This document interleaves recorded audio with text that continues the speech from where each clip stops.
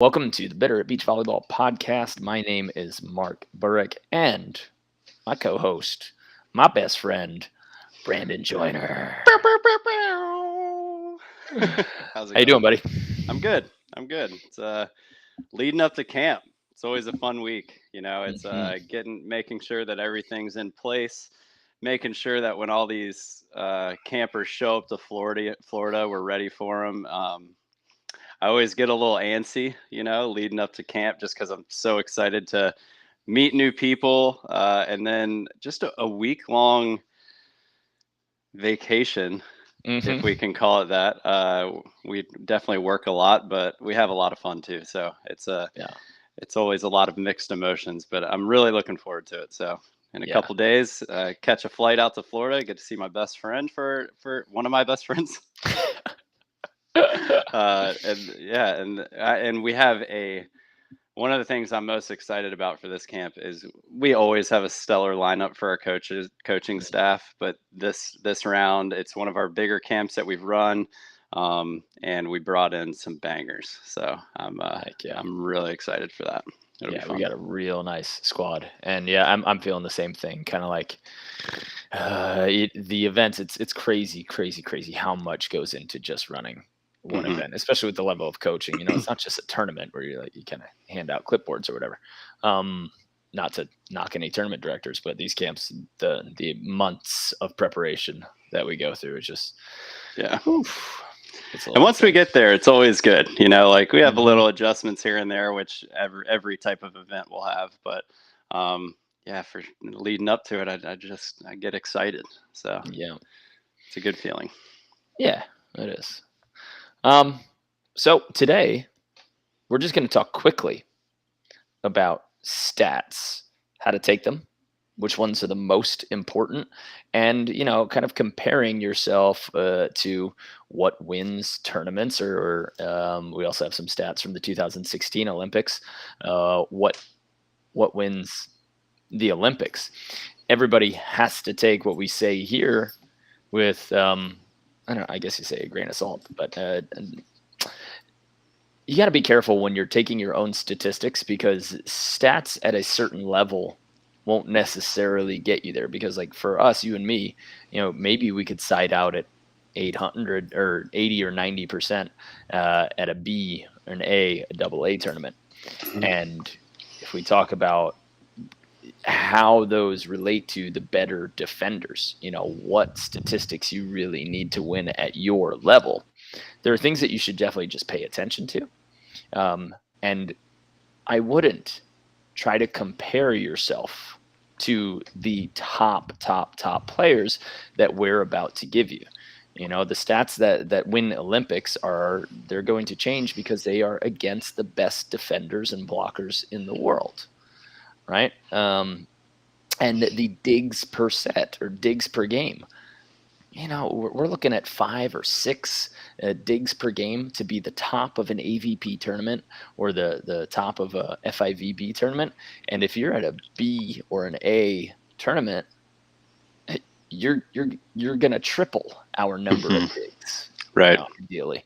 So just take a look at that. Make sure that you guys are just paying attention. You can stat yourself. There are easy ways to stat yourself, and we'll give you some of the most important ones that you should be definitely 100% paying attention to.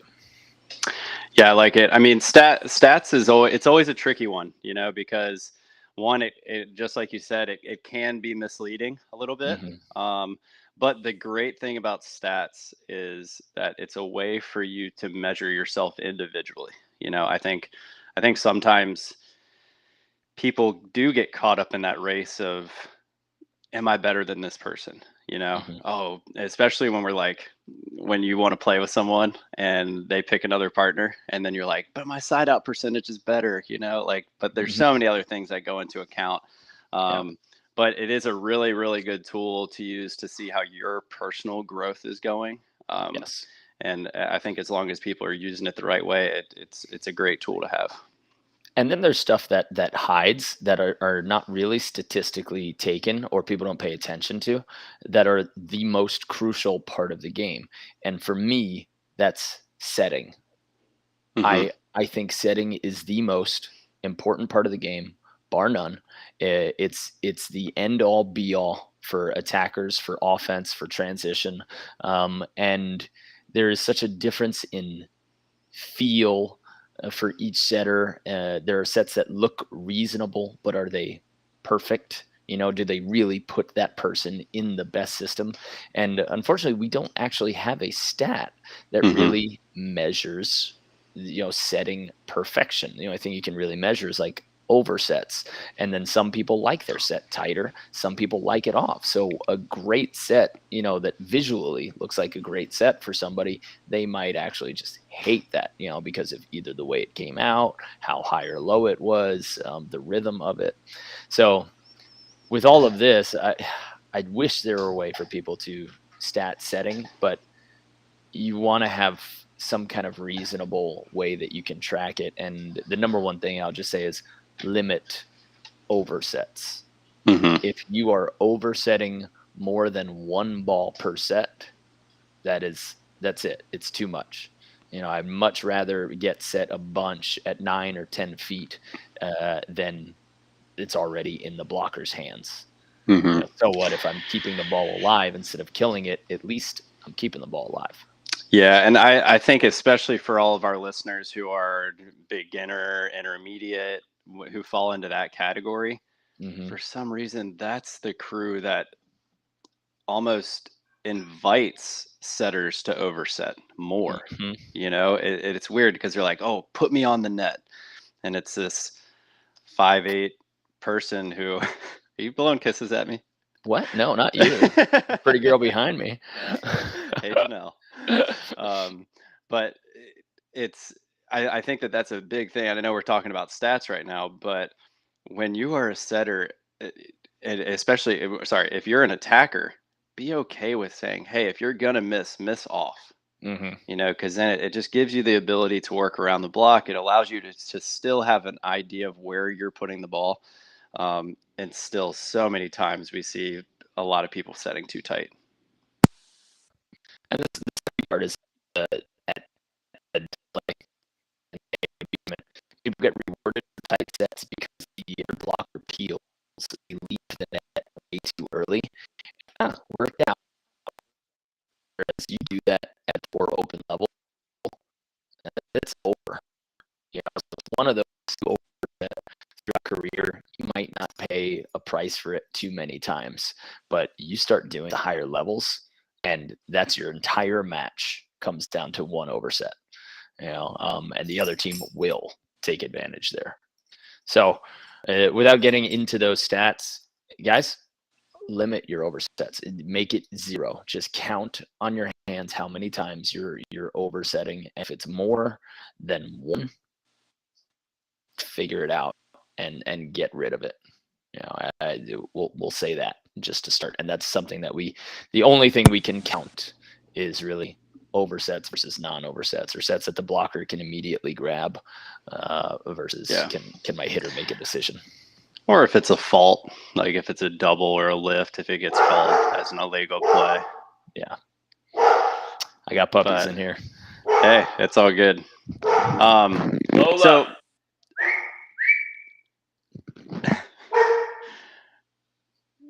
she said, "Hey, back." So before we get, I love this conversation that we're about to dive into about stats and what people should think about being, especially in gameplay. Like that's going to be the conversation that we're going to have a lot when Mark gets back.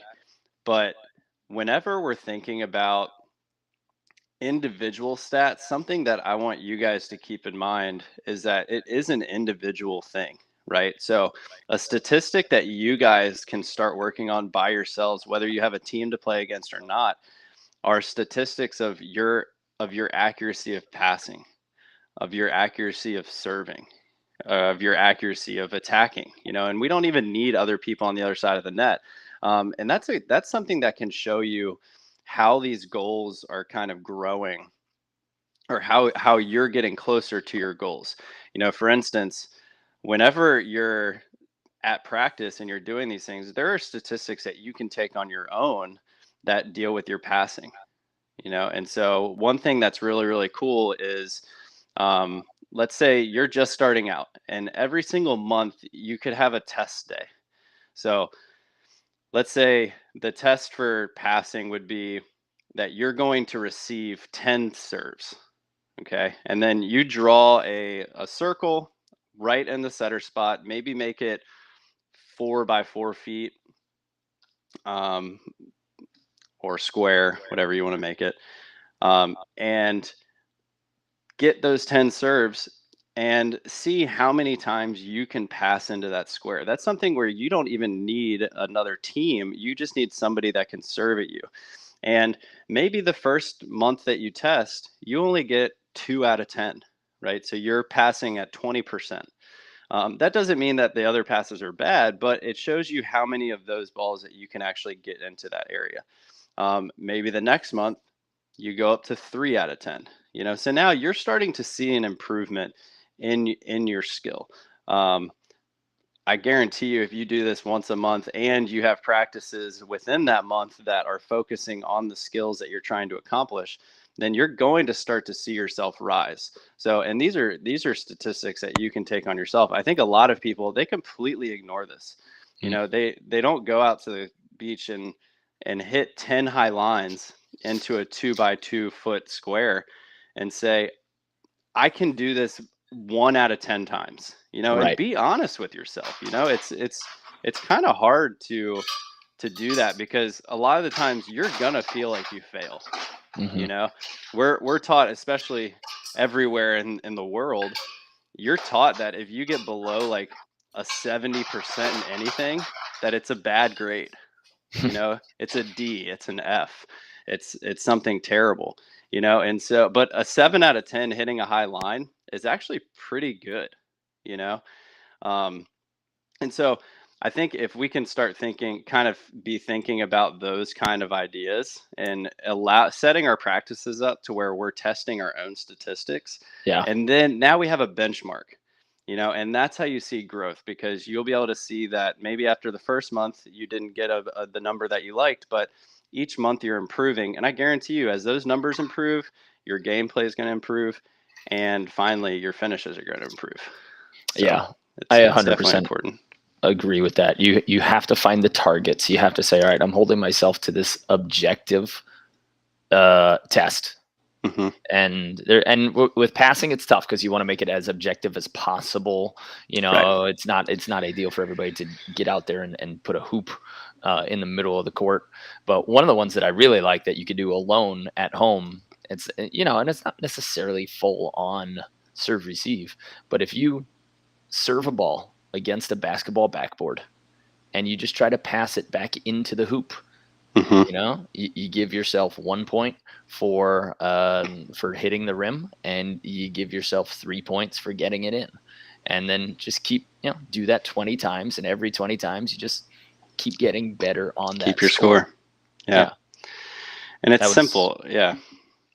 It's way harder. People are making it way harder to see how much better they're getting, yeah. you know, when it's just these little ideas that you can use to see your Mhm. growth by yourself. Yeah. And with our testing, if you guys are ever interested in seeing how we rate the better at beach volleyball players, we don't have it on the screen, but I can type it up here. You go to www.betteratbeach.com/level 2 test. That's the easiest. That's the basic test that we have, and it's a number one. It is a knowledge test. And number two, it's also a performance test. And you'll see the video on that's how we rate and test our players. And I want you guys to go check that out because it's going to show you how we test our players at camps, at clinics, in our classes to see if they're actually upgrading. And these are objective tests that you guys can use. So the whole video is there, the whole knowledge assessment is there, and that'll lead you into level 3 test, which is just beyond complete beginner, and then level 4 test, which might be an A player comparatively. So if you guys want to check that out, take the written test and try to pass that physical test, we're actually coming up with an academy where you can get ranked and come to certain camps because of it. But check that out. betteratbeach.com/level2 test. That will start you and lead you through all of the tests that we have. And you can do those physicals at home. We'll show you on the video exactly how to do it. And if you're an organizer or you run your own tournaments, leagues, whatever, and you're wondering how these people should be ranked, oh, Johnny always signs up for AA, even though he's a B.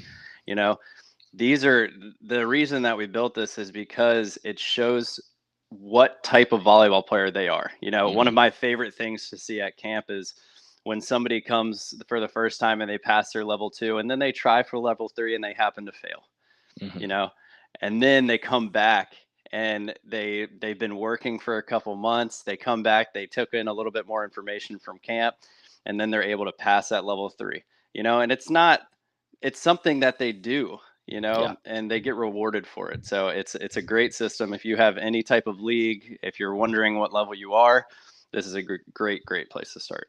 Yeah. It's really cool. All right. So this, like we said, this is going to be a quick hitter. So we got about 8 minutes left. And all we're going to talk about are the stats you want to pay attention to, right? Number one, we're just going to go simple for serving statistics. Your ace to error ratio.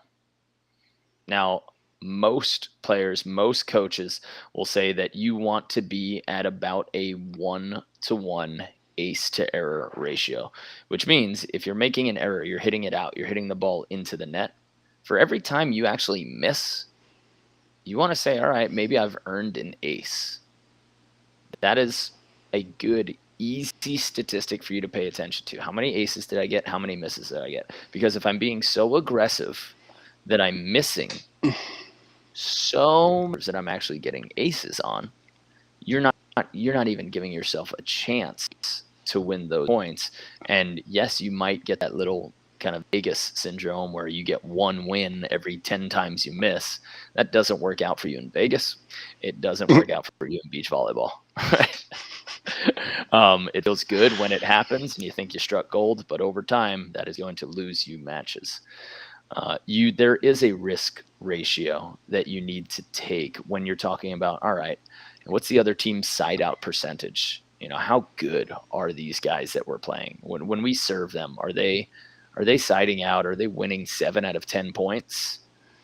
All right, well then we got to measure it back. Maybe we got to get them in trouble, more frequently. But if you give somebody a ball, again, we'll go back to especially the B, A, AA players. Many times against another team, somebody on the other net, they're actually making more errors than they get kills. That's the difference maker in the A tournaments. The people who win A tournaments are literally the ones who keep the ball in longer and make less errors. It's not the people who are mashing balls, getting kills. It's the people who are making less errors and forcing the other team to play because they will make more errors. There are some teams that you could literally shovel it back on one every time and just watch them throw their own game away. So very simple, ace to error ratio. Make sure that for every ace you get, for every error that you have from the service line, that you're at least making up for it with one ace.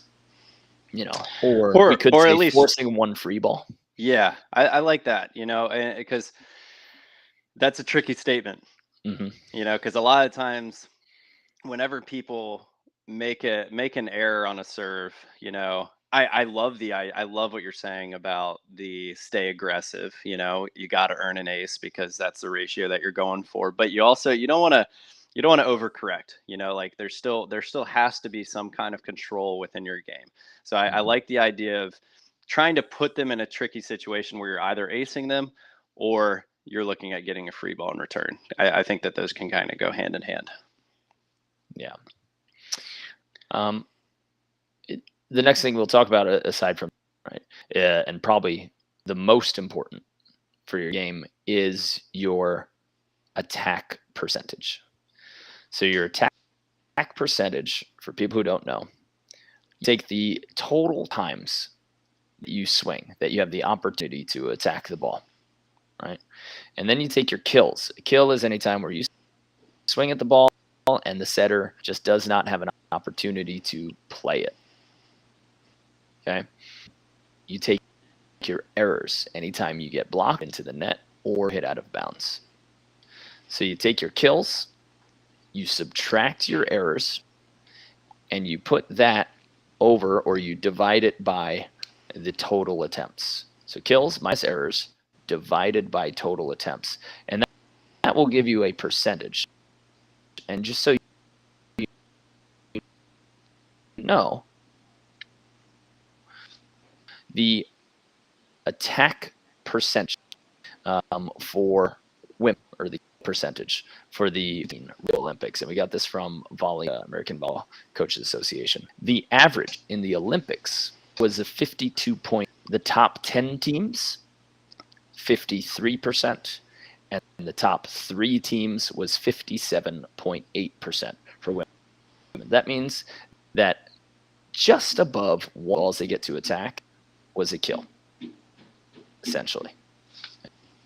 If we look at that from the AVP statistics from 2000, Theo Brunner actually led the 2021 hitting percentage. And this might have been from only 1 or 2 tournaments, but he was attacking at 53.5%, or 0.35, however you want to say it mathematically.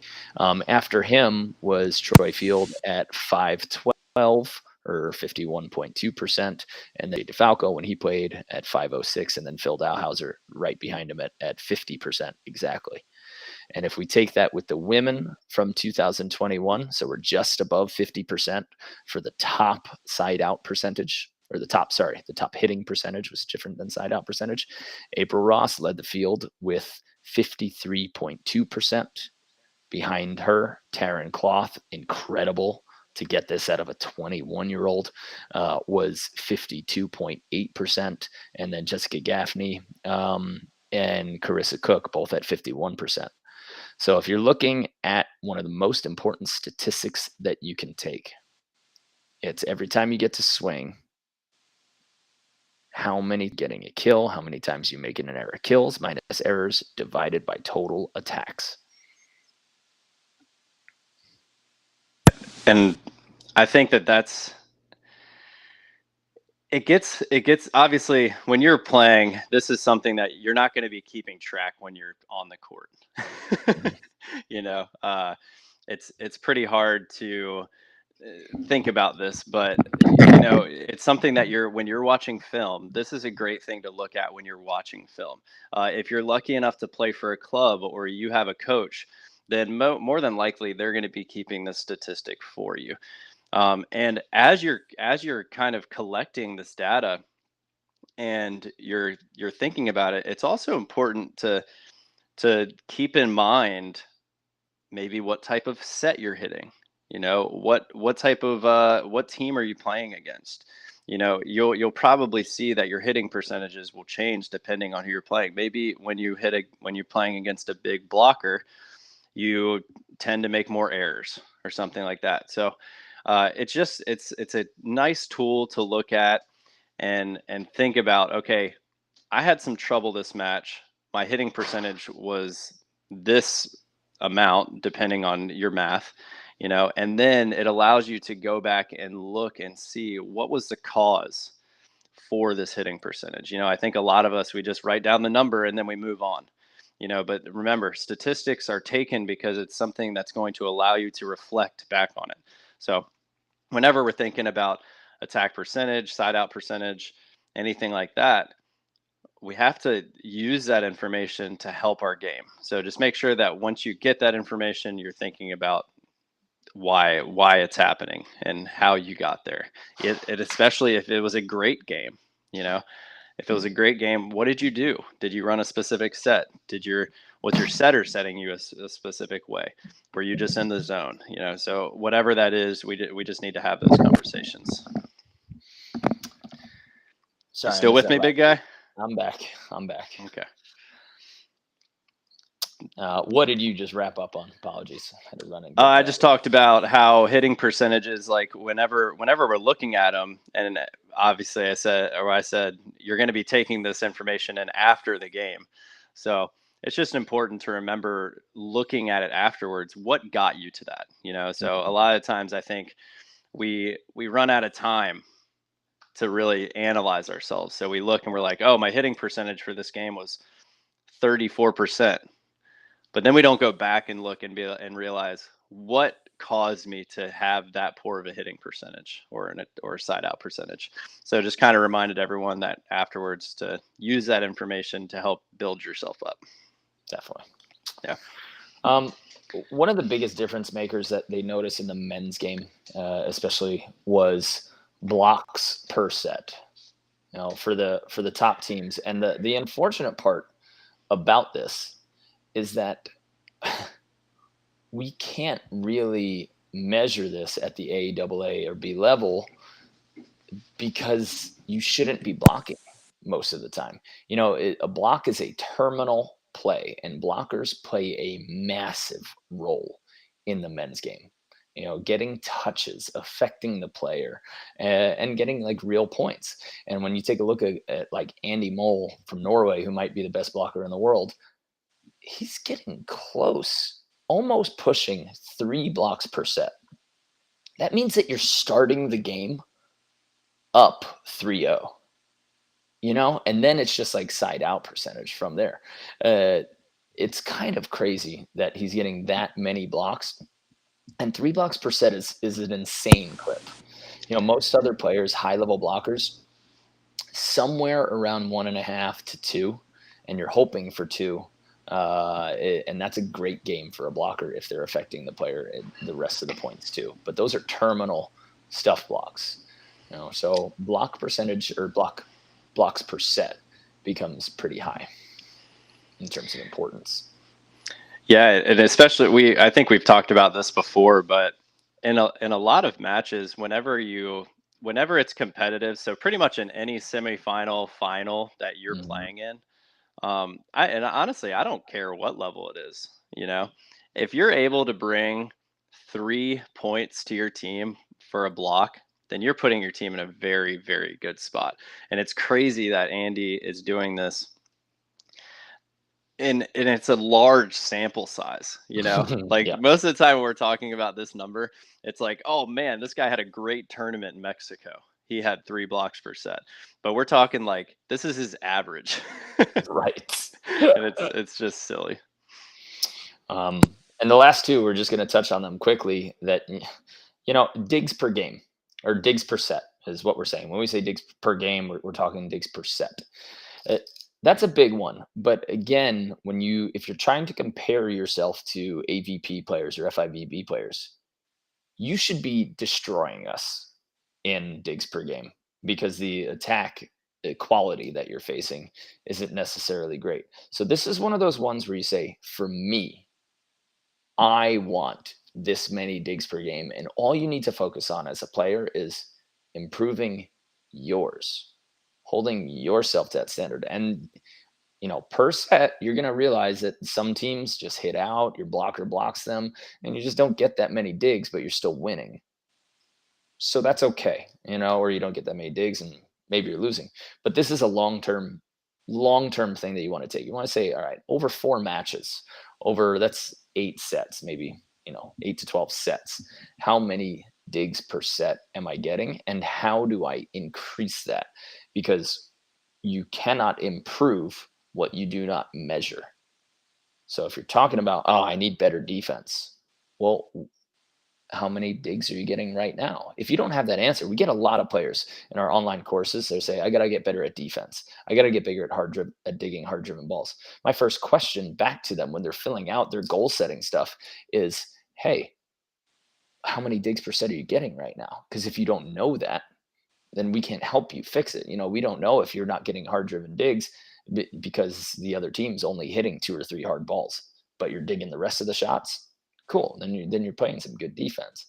So this is a long-term thing. Make sure you're measuring digs per set and just record as always, especially our online students. They know you record everything you do. That way you can look at it. You can check in on your posture, check in on your positioning, and we have tools to help you measure. If you cannot measure, you cannot fix it, and you're just shooting in the dark. So digs per set becomes important. And if you guys are interested in learning what it takes, like AVP player, top top digs per set was actually Chase Frischman at 6.25 in 2021. Grant O'Gorman from Canada played in AVP. He was at 5.88. And your boy, Mark Burek, was at 4.86. So you're looking at somewhere between 5 and 6 at the top of the AVP, top of the FIVB, between 5 and 6 digs per set. Of course, you don't need that many digs per set if you got a rock star blocker in front of you, but sometimes rock star blockers also increase your digs per set. If we look at the women's game, women on average are getting significantly more digs per set than men. Right, so it's an increase of almost 2. So if you're looking at the top of the women's game, you're looking at 7 for 2021. The dig per set leader was Brooke Sweat at 7.23, and then Emily Stockman at 6.8, and Kristen Nuss, again, crazy to have a 21-year-old back there. When her hitting percentage, her partner had the second best hitting percentage, and she had the third best digs per set. That is a quality team right there. And that's 6.5 digs per set. That's measurable. You can figure that out. And then in practice, you go back to the drawing board and you say, all right, how do we increase these numbers? Yeah, and I think those defensive statistics actually calm me down a little bit before I start playing. I think a lot of times when we're playing defense, we think I have to get this play every single time, but I think hearing those statistics about 3 blocks per set, and that's a lot. And then those 6 digs per set, 5 digs per set, whichever you want to listen to. It allows you to stay a little bit more patient and make you realize that, like, you know what? I've got 21 points, and as long as I can get close to that number, then I'm going to set myself up for victory. I think a lot of people get too frantic throughout an entire match. They don't realize that number. And that's when you start to see people fall apart completely. Because they start being like, oh my gosh, I need to get this dig. And whenever you have that feeling, that's when things start to fall apart a little bit. So I personally, I think hearing those numbers kind of calms me down a little bit. Yeah. But and it should, it makes you think like, oh, I don't need a dig on every single play. I just you need information on every single play, but you don't necessarily need the dig. Yes. We've touched on that in a few of our other videos, but tracking what's going on, how to make somebody comfortable, that's going to lead to a dig 2 or 3 points later, where then you can take advantage. It's not always just getting pissed off, every single time you don't get a dig or a shot. You'll see top level players be completely calm about losing a point because we know that the other team has spent 20 years learning how to win points. They're supposed to do that. They're supposed to have a side out percentage of between 60 and 70%. They're supposed to have an attacking percentage 1 out of every 2 balls, right? So we're not looking for a dig on every point. Of course, we'll take it, but you're not going to get all, moany when you're not getting one and pouty. And I think a lot of our amateur players expect to get a dig every point and they get so upset. But that's when you know that they're not really thinking long term. Thinking strategy. Okay, this will lead to a dig on the next point because now I see why he got that kill. Last minute and a half here. I'm going to be late for this Atlanta crew. I feel bad. I'm practicing in Atlanta today with some strangers. How it goes. Nice, dude. You're so good at making friends. Got to get my reps. Last one you guys want to pay attention to is passing percentage. This is very measurable, but it's also kind of subjective. So we usually go on a 3-point passing scale, right? If you pass a ball that is perfect, the setter can walk into it comfortably. I always make the joke at camps, like, sip a little an espresso and then set. Just chill and set on balance. That's a 3-point pass. A 2-point pass is something that the setter can get their hand or platform on, but they're not exactly in system. The ball's a little far from the net, or maybe it's a little too tight, and the setter can get there, and they can still make a good set, but they wouldn't necessarily even have like an option to attack if they wanted to. That's the differentiator between a 3-point pass, something where that setter can do anything they want, and comfortably, or a 2-point pass where they're kind of forced into one maneuver. And you're not exactly in a great, or the ball might be in the back half of the court or something like that. And then a 1-point pass is something that the setter can barely get their hands on, and they're desperate, but they can play the ball. Now, a 0 would be an overpass or an ace. And then again, you take that total number, so you give each pass a score, and then you divide it by the total number of attempts, and then that's how you are getting your passing percentage, and that's measurable, and it's improvable, and you can take an average of 3 different matches and say, okay, now I have my measurement of passing that is usually going to lead to better sets, and this is something that we can improve. And you said it, putting a square 4x4 foot box, you can use that same 3-point passing skill, and if you really want to simplify it, just measure good and bad. If you don't want to do the math, just take 20 passes and say good, or be tough on yourself and know your own standards and say bad. And measure it, write it down in your journal real quick, take a look at the end of the week or the end of the month, like you said, and then see what you can fix. But guys, you cannot fix what you don't measure. And if you're telling me and asking me, and I get all the DMs, get all the emails, how do I fix this? How do I improve this? Where are you right now? That's what you have to answer first. Okay. And that's it. Of course, at the elite level, you have to be above a 2-4. You got to be consistent, very, very consistent against tough servers. And it is very difficult to get elite passers out of system. It's always 3s and 2s. And on the oddball, once per set, you might get an overpass. 1 per set, you might get an ace. So we're not getting 0s very often at all. But this is something measurable that you guys can take home and complete it for yourself. So I got to run, Brandon. Yeah. I think your music is off. There you go. Quick and easy. Quick and easy. Nice yeah. job. Guys, hope you guys enjoyed this. If you want to learn more about stats, number 1, to figure out where you are right now, start at thebetteratbeach.com/level2. That's the number 2 test. betterbeach.com/level2 test. Try out that physical. See if you can pass it. Then move on to the level 3 test. Try out that written test and try out the physical and see where you're at. And the level 4 is where it gets really challenging. And I wish you luck if you want to go there. But the videos are all there. They're set for you. That's how we rate our players. That is our system for showing them if they're improving, if they're hitting the next level. And we invite you to give it a shot. And if you want to upgrade and work with us online, that's what hundreds of players are doing right now with our coaching staff, and we keep growing our coaching staff, which is cool. And if you want to come to a camp or book a clinic, you know where to find us. But we're heading out for today. So Atlanta, I will see you on the sand. Hey, I'll see you on the sand in Florida in a couple of days, bud. Yes, you will. Have a good practice. All right. See you later. All right, we'll talk to you guys next week.